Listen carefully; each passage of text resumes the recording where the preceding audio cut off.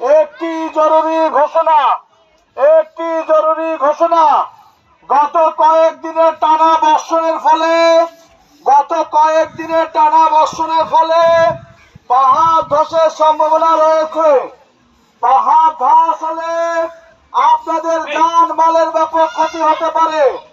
পাহাড় ধস হলে আপনাদের জানমালের ব্যাপক ক্ষতি হতে পারে। তাই আপনারা আপনাদের জানমাল রক্ষার স্বার্থে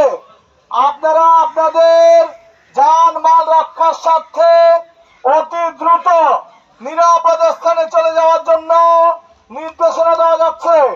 অতি দ্রুত নিরাপদ স্থানে চলে যাওয়ার জন্য নির্দেশনা দেওয়া যাচ্ছে। নির্দেশক্রমে জেলা প্রশাসক চট্টগ্রাম,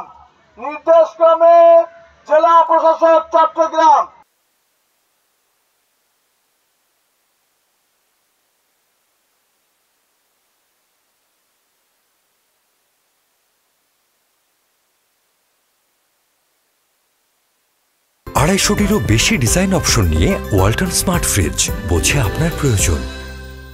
যখন টানা বৃষ্টি হয়েছিল চট্টগ্রামে, তখন আপনার এখানে সামনে যে স্কুল আছে, স্কুলে ওখানে আপনার ওই আশ্রয় কেন্দ্র করা হয়েছিল। বাট এখানে রেড ক্রিসেন্ট আরও কোনো বড় বড় অনেক সংগঠন আপনার অ্যানাউন্স করতেছে প্রতিনিয়ত, বাট মানুষ এখান থেকে সরতেছে না। মানে এখানে মানুষ কই যাবে? মানুষ আশ্রয় কেন্দ্র না পাইলে এখান থেকে সরার কোনো ইয়ে নেই। মানুষকে যাইতে বলতেছি, বাট মানুষের এখানে একটা অনেক বছর ধরে আছে, তাই মানুষ সরতেছে না। এখানে ঝুঁকিপূর্ণ অবস্থা জানিও আমরা এখানে থাকতে পারতেছি, কারণ আমাদের থাকার মতো কোনো জায়গা নেই। এখন সরকারে যদি কিছু মনে করেন ব্যবস্থা করতো, তাহলে হয়তো আমাদের একটু সুযোগ সুবিধা হইতো, কারণ আমরা অন্য জায়গায় যেয়ে মনে করেন থাকতে পারি না, বা বেশি ঘর ভাড়া দিয়ে। এখানে কম ঘর ভাড়ার ভিতরে মানুষ থাকে এই কারণে।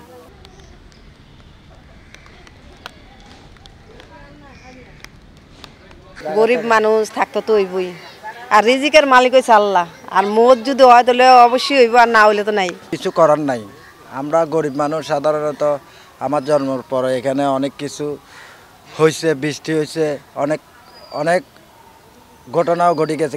যেহেতু আকবরশাহ ভাঙছে, আপনার ওই লেবুতলা ভাঙছে, এখানে লালখান বাজার ওয়ার্ডে কোনো বিস্তৃত বড় ঘটনা হয় নাই, আর হওয়ার আশঙ্কাজনকও নাই।